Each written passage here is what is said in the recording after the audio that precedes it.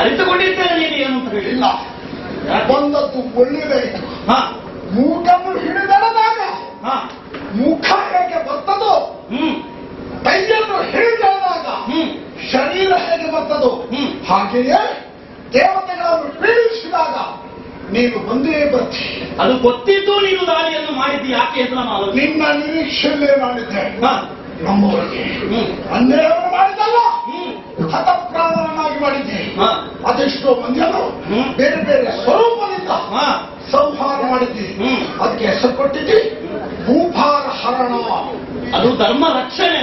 ಯಾರು ಹೇಳಿದ್ರು? ನಾನು ಹೇಳ್ತಾ ಇದ್ದೇನೆ. ನೀನು ಮಾತ್ರ ಅಲ್ಲ, ನಿನ್ನವರು ಹೇಳ್ತಾರೆ ಇದೆಲ್ಲ ಸುಳ್ಳು, ಇದೆಲ್ಲ ವ್ಯರ್ಥ. ನೀನು ಮಾಡ್ತಿರುವುದು ಪರಮ ಘಾತಕದ ಕೃತ್ಯ. ನೀನು ಅಂದುಕೋ ಹಾಗೆ ಎಂದು ತಿಳಿದಿದ್ದೇನೆ. ಬಂದೆಯಾ? ಕದನಕ್ಕೆ ನಿಂತೆಯಾ? ಹರಿಯ ನಾವು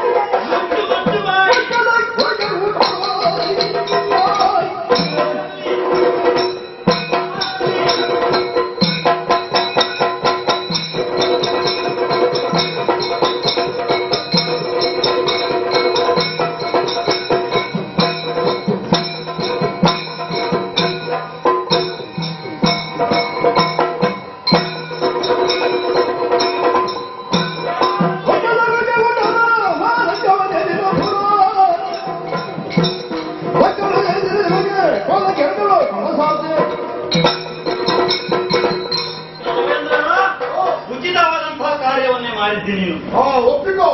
ಶೋನಿತಾಪುರದಲ್ಲಿ ಹುಟ್ಟಿದಂತ ಪ್ರತಿಯೊಬ್ಬ ರಾಕ್ಷಸನ್ನು ಮಾಡುವಂತ ಮೊದಲ ಕರ್ತವ್ಯ ಉಂಟಲ್ಲ, ಅದು ಇದು ನೀನು ಮಾಡಿದ್ದಿ. ಪ್ರಯತ್ನ ನಮ್ಮದು.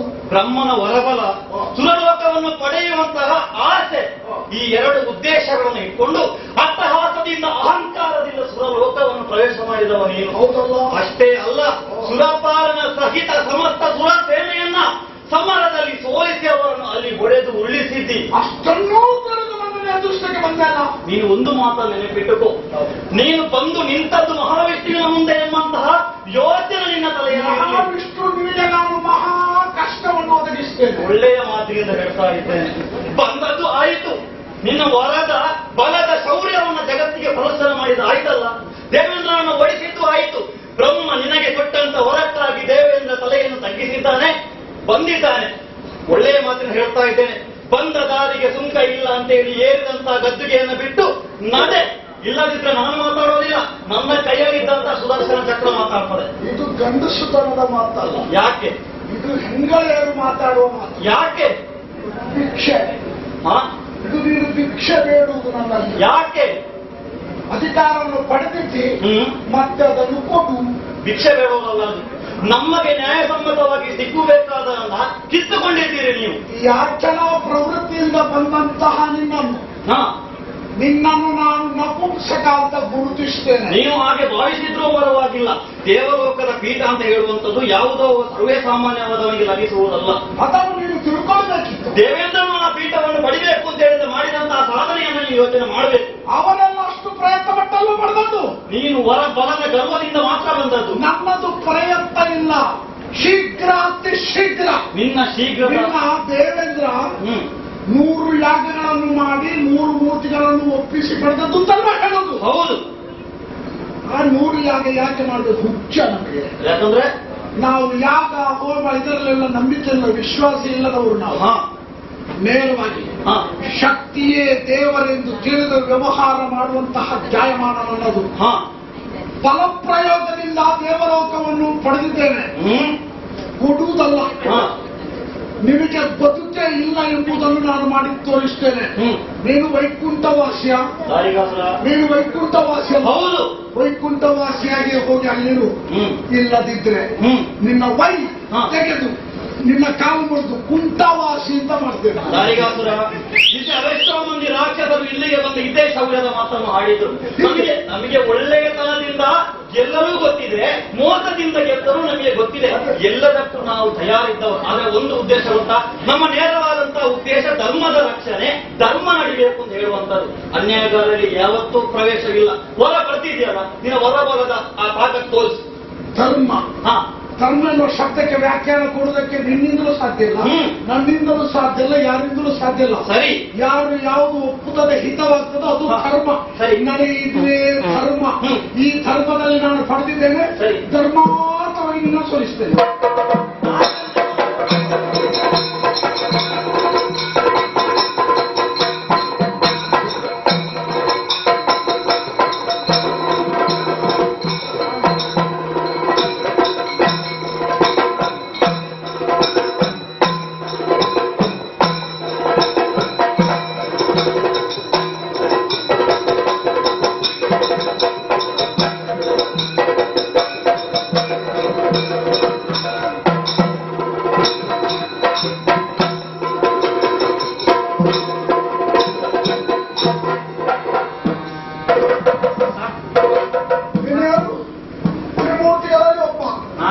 ಅಲ್ಲ, ತ್ರಿಮೂರ್ತಿಗಳಲ್ಲ, ತ್ರಿಮೂರ್ಖರಲ್ಲಿ ನೀನು ಒಬ್ಬ.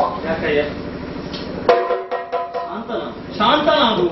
ಬ್ರಹ್ಮನ ವರಬಲಕ್ಕೆ ಹೆದರಿ ದೇವೇಂದ್ರ ಕೊಟ್ಟ, ನೀನು ಮಾಡದೆ ಬಿಟ್ಟುಕೊಟ್ಟು ಹೋಗು. ನಿನ್ನ ಶೌರ್ಯವನ್ನು ನಾನು ಮೆಚ್ಚಿದ್ದೇನೆ. ಬಳಿಯೇ ಶಾಬಾಸ್. ನಿನ್ನ ಮೆಚ್ಚುಗೆ ಅಗತ್ಯಿಲ್ಲ.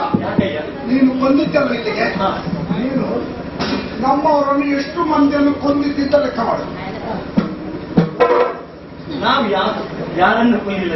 ಒಬ್ಬೊಬ್ಬರಿಗೆ 100 ಲೆಕ್ಕದಲ್ಲಿ ನಿನಗೆ ಪೆಟ್ಟು. ಸರಿ, ಕೊಂದಿದ್ದಿ? ಯಾರನ್ನು ಕೊಂದಿಲ್ಲ?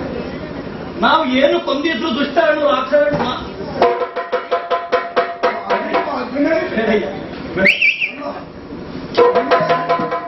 ಅಹಂಕಾರದ ಮಾತು ಇದರ ಪ್ರಭಾವದಿಂದ. ಆ ಸುದರ್ಶನ ಚಕ್ರ ಒಂದು ಕೊಟ್ಟು ಬಿಡಗೆ ನಾವು ಹೋಗ್ತಾನೆ. ನನ್ನಲ್ಲಿ ಸುದರ್ಶನವಿದೆ. ಗರುಡ ತಯಾರಾಗಿದ್ದಾನೆ. ಸುದರ್ಶನ ಚಕ್ರ ಸೋತ ಮೇಲೆ ಮಾತಾಡಬಾರ್ದು. ಇದು ಮಾತಾಡಿ ನೀವು ಪೆಟ್ಟು ತಿನ್ನುವಂತಹ ಲಕ್ಷಣಗಳು. ಹಾಗಾಗಿ ಇದು ಮಾತಿಲ್ಲ. ಈ ಚಕ್ರದ ಪ್ರಭಾವ ನೀನು ತೋರಿಸಿದ್ದು. ಇದು ಇಲ್ಲದಿದ್ದರೆ ನೀನು ಶೂನ್ಯ. ಸರಿ, ಹೌದಲ್ಲ? ಹೌದು, ಸರಿ. ಈ ಚಕ್ರವನ್ನು ನಾನು ಕಸಿದುಕೊಂಡಿದ್ದೇನೆ. ಇನ್ನು ಯಾವುದೇ ಕಾರಣಕ್ಕೂ ಇದು ನಿನಗೆ ಹಸ್ತಗತವಾಗುವುದಿಲ್ಲ. ನಿನ್ನ ಹತ್ರ ಒಂದು ಚಕ್ರ ಇದೆ. ಬ್ರಹ್ಮದೇವರ ಕೊಟ್ಟ ಶ್ರೀಚಕ್ರ ಇರುವಂತ ಸುದರ್ಶನ ಚಕ್ರ ಯಾಕೆ? ಸುದರ್ಶನ ಚಕ್ರ ನನಗೆ ಕೊಟ್ಟು ನನ್ನ ಹತ್ರದಲ್ಲಿದೆ. ಇದನ್ನು ಮುರಿದು ನಾನು ಒಳಗೆ ಇರ್ತೇನೆ. ಅದು ನಿನಗೆ ಯಾಕೆ? ಅದು ನನಗೆ ಸಂಬಂಧಪಟ್ಟ. ಸುದರ್ಶನ ಚಕ್ರ ಇರಬೇಕು ಅಂತ ಹೇಳಿದ್ರೆ ಕೆಲವೊಂದು ರೀತಿ ನಿಯಮಗಳಿವೆ, ಯಜ್ಞಗಳಿವೆ. ಅದನ್ನು ಪೂಜಿಸುವಂತ ರೀತಿ ಇದೆ. ಅದು ನಿನ್ನನ್ನು ಒಪ್ಪುವವರು ಮೆಚ್ಚುವವರಲ್ಲಿ ಹೇಳು. ನನ್ನಲ್ಲಿ ಬೇಡ ಅದರ ಬಗ್ಗೆ ವ್ಯಾಖ್ಯಾನ. ಈ ಸುದರ್ಶನಕ್ಕೆ ಬೆಲೆ ಗೊತ್ತಾ? ಅಯ್ಯ, ನಾನು ಕೊಡುವ ಬೆಲೆ ಇಷ್ಟೇ. ಜೀವ, ಸುದರ್ಶನಕ್ಕೆ ಜೀವ ಉಂಟು. ಜೀವ ಇದ್ರೆ ಬರಲಿ, ಅದನ್ನು ನೋಡ್ಕೊಳ್ತೇನೆ. ನಿನ್ನ ಅಹಂಕಾರದ ಸಂಕೇತವಾದಂತಹ ಸುದರ್ಶನ ನನ್ನ ಕೈವಶವಾಗಿದೆ. ನಿನ್ನನ್ನು ಕೊಲ್ಲುವುದಿಲ್ಲ, ಅಲ್ಲ ಕೊಂದೇ ಬಿಡುವುದಿಲ್ಲ. ಕೊಂದ್ರೆ ನನ್ನ ಶೌರ್ಯ ಸಾಹಸದ ವಿಚಾರವನ್ನು ಇನ್ನೂರವರೆಗೆ ಹೇಳುವವರು ಯಾರು? ಹೇಳಬೇಕು. ನನ್ನ ಗುಣಗಾನ ಮಾಡಬೇಕು. ಧಾರ್ಮಿಕ ಶ್ರೀಮಂತ ಮಹಾಪರಾಕ್ರಮಿಗಳ ಜಗತ್ತಿನಲ್ಲಿ ಇನ್ನೊಬ್ಬರಿಲ್ಲ. ಹೇಳಿಕೊಳ್ಳುತ್ತೇನೆ. ನೀನು ಹರಿನಾಮ ಅಲ್ಲ, ಈ ಹರಿನಾಮ. ಹರಿನಾಮ, ಹರಿನಾಮ, ಹರಿನಾಮ ಅಂದ್ರೆ ನಿನ್ನ ವಿರೋಧಿ ನಾಮ. ಸರಿ, ನನ್ನ ಹೆಸರನ್ನು ಹೇಳಿಕೊಂಡು ಬದುಕಬೇಕು. ಬರ್ತೇನೆ.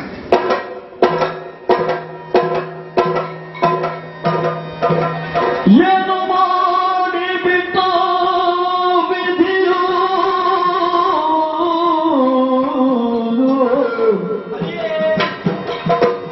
ಗಾನಗಾನಿಗೆ ಬರವಾಯಿತ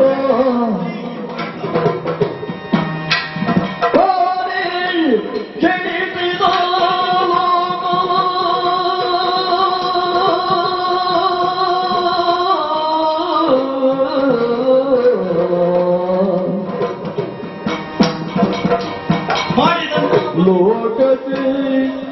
ಹಾನಿ ಒದಗಿತಲ್ಲ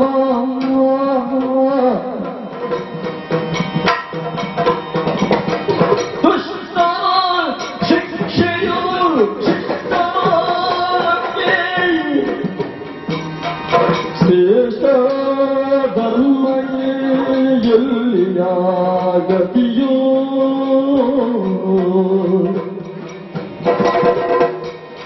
ಏನು ಮಾಡಿಬಿಟ್ಟ ವಿಧಿಯೋ ವಿಧಿಯೋ ವಿಧಿಯೋ ಆ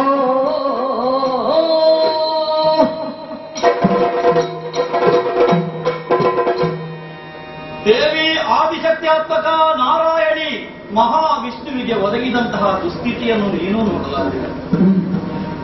ಸುರಪಾಲ ಬಂದು ವೈಕುಂಠದಲ್ಲಿ ಆಶ್ರಯವನ್ನ ಬೇಡಿದರು. ದಾರಿಕಾಸುರನನ್ನ ಕೊಂದು ಸುರಲೋಕದ ಗದ್ದುಗೆಯನ್ನ ಮತ್ತೆ ನಿನಗೆ ದಯಪಾಲಿಸ್ತೇನೆ ಎಂಬುದಾಗಿ ಅವನಿಗೆ ಆಶೀರ್ವಚನವನ್ನ ಇಟ್ಟು ಸುದರ್ಶನ ಚಕ್ರ ಪಾಣಿಯಾಗಿ ಮುಂದೆ ಹೋದವನು ನಾನು. ಮಹಾವಿಷ್ಣುವಿಗೆ ಒದಗಿದಂತಹ ದುಸ್ಥಿತಿ, ನಿರಂತರವಾಗಿ ನಡೆದಂತಹ ಯುದ್ಧದಲ್ಲಿ ಮಹಾವಿಷ್ಣುವಿಗೆ ಸೋಲು, ಮಹಾವಿಷ್ಣುವಿಗೆ ಸೋಲು, ಮಹಾವಿಷ್ಣುವಿಗೆ ಸೋಲು. ನಾನು ಅದನ್ನು ಯೋಚನೆ ಮಾಡುವುದು, ಮಹಾವಿಷ್ಣುವಿಗೆ ಸೋಲಿನ ಬಗ್ಗೆ ನಾವು ಯೋಚನೆ ಮಾಡುವುದಲ್ಲ. ಯಾಕೆ ಬ್ರಹ್ಮದೇವ ಇಂತಹ ಸ್ಥಿತಿ ತಂದಿಟ್ಟ, ಯಾಕೆ ಪಿತಾಮಹ ಹೀಗೆ ಮಾಡ್ತಿದ್ದಾನೆ ಎಂಬುದಾಗಿ. ಅಷ್ಟೊಂದು ರಾಕ್ಷಸರು, ಅಷ್ಟೊಂದು ದುಷ್ಟರು, ಮೆರೆಯೋದಕ್ಕೆ ಅವರು ದೇವಲೋಕಕ್ಕೆ ಮುತ್ತಿಗೆಯನ್ನು ಹಾಕಲಿಕ್ಕೆ ಸುರಪ್ಪನನ್ನ, ಮುನಿಗಳನ್ನ, ಸಾತ್ವಿಗಳನ್ನ ನೋಯಿಸ್ಲಿಕ್ಕೆ, ಅವರಿಗೆ ಕಷ್ಟವನ್ನ ಕೊಡ್ಲಿಕ್ಕೆ ಎಲ್ಲ ಕಾರಣ ಬ್ರಹ್ಮದೇವನ ವರ, ಬ್ರಹ್ಮದೇವನ ವರ, ಬ್ರಹ್ಮದೇವನ ವರ. ಹಾಗಾದ್ರೆ ಬ್ರಹ್ಮನಿಗೆ ಚಿಂತಿಸುವಂತಹ ಒಂದು ಶಕ್ತಿಯೂ ಇರುವೆ. ದುಷ್ಟರು ಪರಿಪರಿಯಿಂದ ಪ್ರಾರ್ಥಿಸಿದ ತಕ್ಷಣಕ್ಕೆ ವರವನ್ನು ಕೊಡುವುದಾದ್ರೆ ಲೋಕ ಕಲ್ಯಾಣದ ಬಗ್ಗೆ, ಧರ್ಮ ರಕ್ಷಣೆಯ ಬಗ್ಗೆ ಚಿಂತಿಸಲಿಕ್ಕೆ ಕಾರಣವೇ ಇವೆ. ಅಯ್ಯೋ, ಅದಲ್ಲ. ಮಹಾವಿಷ್ಣುವಿಗೆ ಒಂದು ಬಿರುದು ಇದೆ, ಮಹಾವಿಷ್ಣುವಿಗೆ ಒಂದು ಬಿರುದು ಇದೆ, ದುಷ್ಟ ಶಿಕ್ಷಣ, ಶಿಷ್ಟ ರಕ್ಷಣ. ಹಾಗಾದ್ರೆ ನನ್ನ ಬಿರುದು ಎಲ್ಲಿ ಹೋಯಿತು? ಎಲ್ಲಿ ಹೋಯಿತು? ದುಷ್ಟರಿಂದ ಲೋಕವನ್ನ ರಕ್ಷಿಸಲಾರದೆ ಹರಿ ಹೋದ ಅಂತ ಆದ್ರೆ ಇನ್ನು ಈ ಹರಿ ಎಂಬಂತಹ ಬಿರುದಿಗೆ ಎಲ್ಲಿ ಮಾನ್ಯತೆ ಇದೆ? ಯಾರು ನನ್ನನ್ನು ಲೋಕಪಾಲ ಅಂತೇಳಿ ಒಪ್ಪಿಸ್ತಾರೆ? ಯಾರು ಲೋಕಪಾಲ ಅಂತೇಳಿ ಬರೀತಾರೆ? ಹಾಗಾದ್ರೆ ಮಹಾವಿಷ್ಣು ಸೋತ್ನೆ, ಮಹಾವಿಷ್ಣು ಸೋತ್ನೆ, ಮಹಾವಿಷ್ಣು ಸೋತ್ನೆ. ಅಮ್ಮ ನಾರಾಯಣಿ, ನಾರಾಯಣಿ.